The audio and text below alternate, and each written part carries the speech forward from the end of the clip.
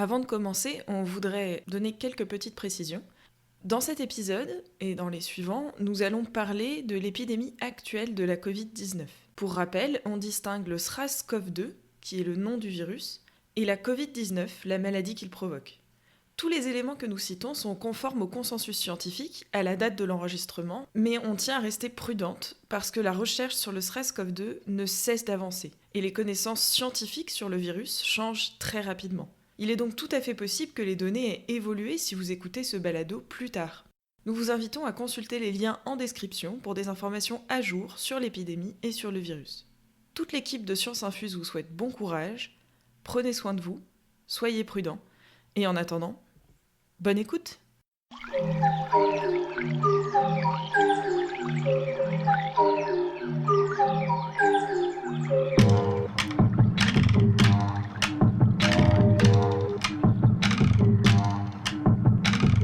Que peut nous apprendre la COVID-19 sur les liens entre la santé humaine et la santé animale?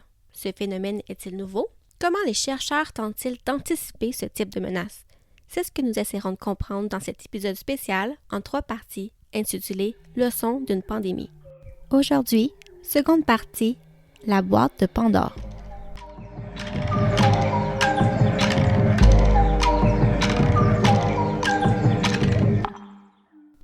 Bonjour à tous, bonjour Léa. Bonjour Caroline. Dans la première partie, Léa, tu nous avais démystifié plusieurs concepts de base pour bien comprendre la pandémie actuelle.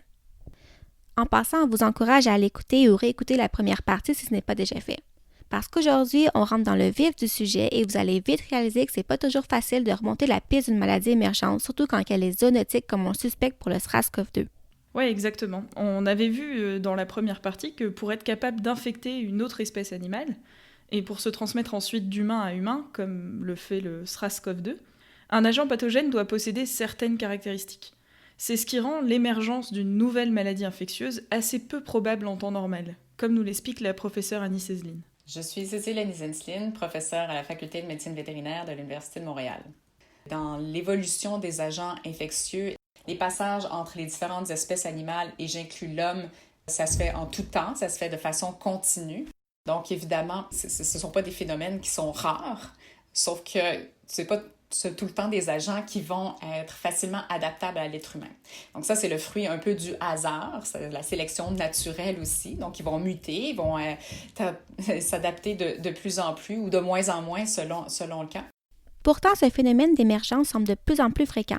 Si on regarde les données de l'Organisation mondiale de la santé animale, on réalise vite que plus de la moitié des maladies humaines sont d'origine zoonotique et, encore plus alarmant, ce chiffre va grimper jusqu'à 75% pour les maladies émergentes. Oui, ça peut sembler paradoxal. Comment le phénomène d'émergence peut-il être à la fois peu probable et de plus en plus fréquent ? Pour le comprendre, il faut essayer de décortiquer les facteurs qui ont favorisé l'émergence de toutes ces maladies. Si on se rappelle bien, à la fin de la partie 1, la professeure Annie Cézeline nous avait laissé sur notre faim en parlant brièvement de la complexité des différents facteurs d'émergence. Mais c'est quoi au juste un facteur d'émergence? Et ils sont très nombreux, c'est un peu difficile à définir, et ils ne sont pas toujours très bien connus.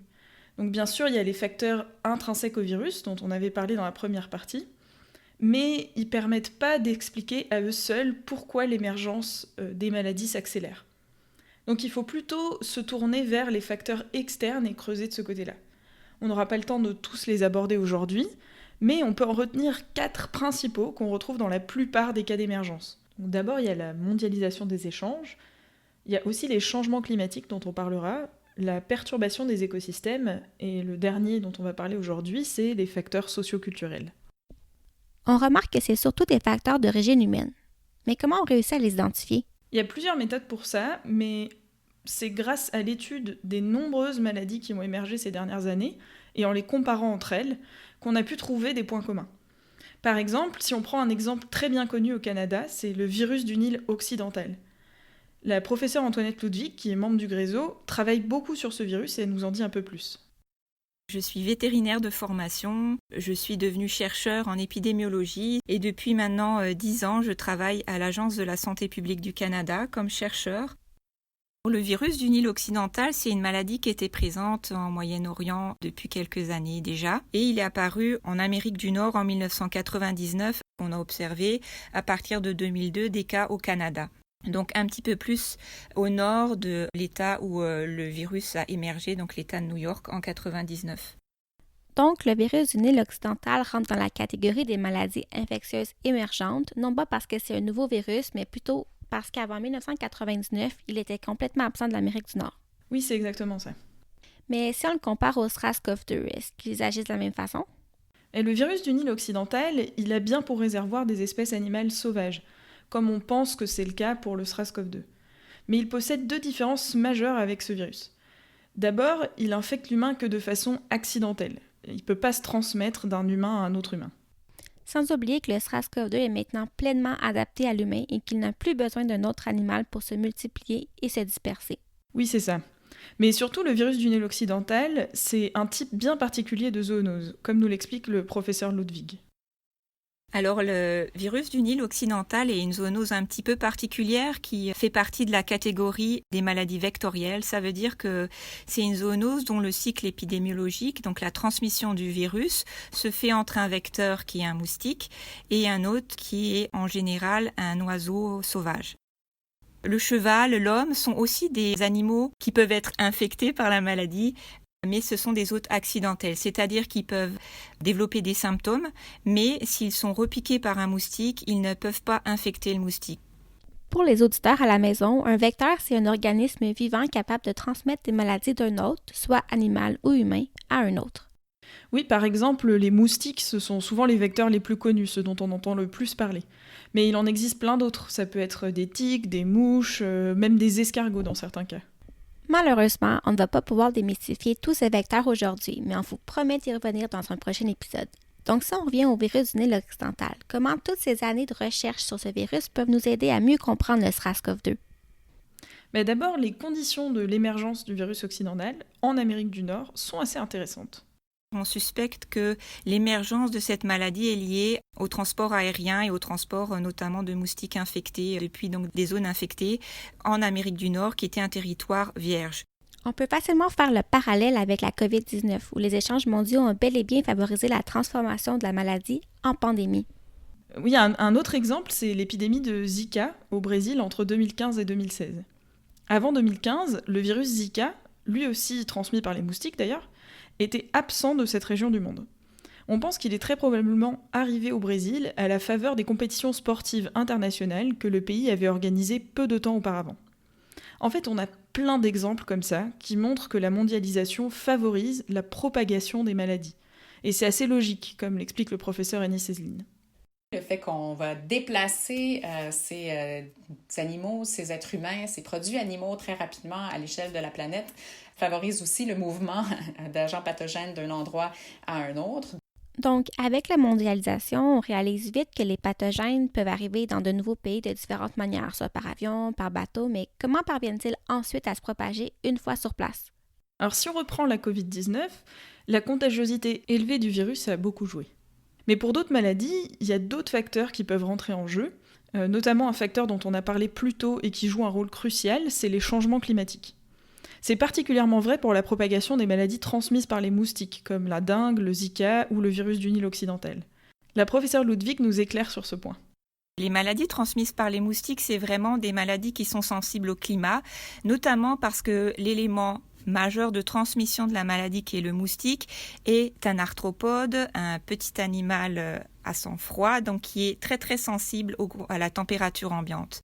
En fait, on a fait des expériences en laboratoire et on a constaté que des températures un peu plus élevées permettent non seulement aux moustiques de mieux se reproduire et de se disperser plus loin, mais aussi au virus de mieux se multiplier à l'intérieur des moustiques. En tout cas, c'est le cas pour le virus du Nil occidental, et c'est en partie comme ça qu'on explique que, en partant de l'État de New York en 1999, il a réussi à atteindre le Canada 3 ans plus tard en 2002, et qu'il continue à progresser vers le nord petit à petit. Et en ce qui concerne les maladies non vectorielles? Mais on pense que les changements climatiques peuvent aussi changer des facteurs pour des espèces non vectorielles. Par exemple, l'aire de répartition ou les trajectoires de migration de certaines espèces.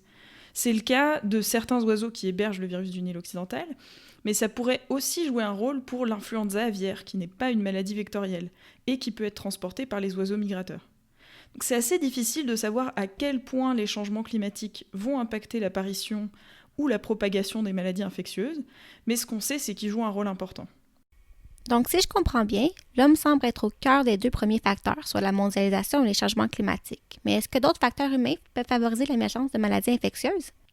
D'une manière générale, la transformation profonde et rapide des écosystèmes par l'humain ces dernières décennies joue un rôle important dans ce phénomène.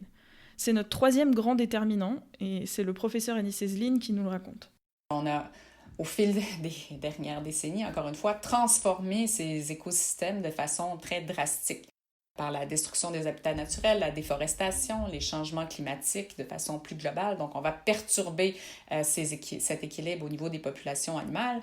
Les populations animales sont stressées, donc encore une fois, peut-être plus susceptibles de développer certains types d'infections.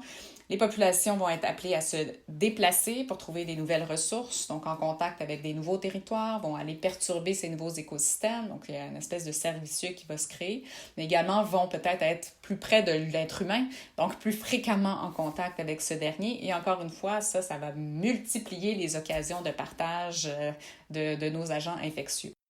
Et pour la COVID-19, quels sont les facteurs qui ont joué un rôle dans l'émergence? Encore une fois, on est encore au début des recherches sur la COVID-19, mais on commence à retrouver beaucoup de ces facteurs.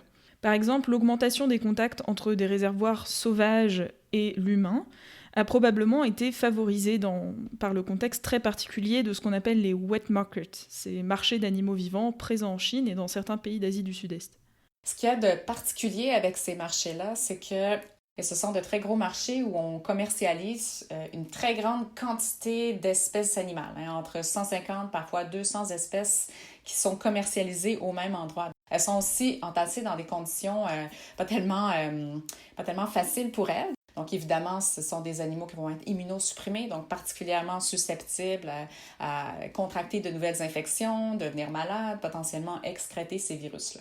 Donc, en mettant toutes ces espèces en même temps, évidemment, on va favoriser ces contacts entre des nouvelles espèces et l'être humain. Et donc, favoriser ce passage-là, finalement, d'agents infectieux de l'animal à l'être humain. Mais ce n'est pas le cas uniquement pour la vente d'animaux sauvages, parce que si on prend par exemple au début des années 2010, on suspectait que le marché de volailles vivantes avait joué un rôle dans l'apparition des cas humains d'influenza aviaire dans certains pays d'Asie. Oui, et ce rôle des marchés d'animaux vivants nous amène d'ailleurs à notre 4e type de déterminant important dans l'émergence de maladies zoonotiques, les facteurs culturels et sociaux. Un autre exemple assez récent de l'impact de ces facteurs socioculturels, c'est l'épidémie d'Ebola en 2014 en Afrique de l'Ouest. On pense que l'épidémie d'Ebola serait associée à la consommation de viande de brousse. Le terme viande de brousse fait référence à la viande d'animaux sauvages qu'on associe souvent aux singes, mais qui comprend de nombreux autres animaux comme la chauve-souris, le serpent, l'antilope. La consommation de ce type de viande joue malheureusement un rôle dans la transmission de nombreuses maladies zoonotiques. Oui, en effet, et on sait que certaines éclosions d'Ebola avaient pour point de départ la consommation d'une carcasse de singe contaminée. Mais dans ce cas-là, la consommation de viande de brousse, c'était pas tant pour répondre à une coutume ou à une culture que plutôt pour répondre à une nécessité. La pauvreté qui s'accentue dans certaines populations plus vulnérables, ça crée une situation d'insécurité alimentaire. Donc, ils vont aller s'alimenter peut-être, donc adopter des pratiques qui vont peut-être nuire aussi à la préservation de ces écosystèmes. Donc, si on remonte en amont, cette pauvreté, cette insécurité alimentaire, ces problèmes d'accès justement à des ressources, même à un abri convenable plus globalement, va aussi évidemment favoriser la destruction de nos écosystèmes. Donc ces facteurs culturels ou sociaux, ils ne sont pas à négliger, parce qu'ils peuvent participer à la fois à l'apparition des nouvelles maladies chez l'humain et à leur propagation. Et en plus, s'ils ne sont pas pris en compte, ils peuvent freiner la lutte contre les éclosions.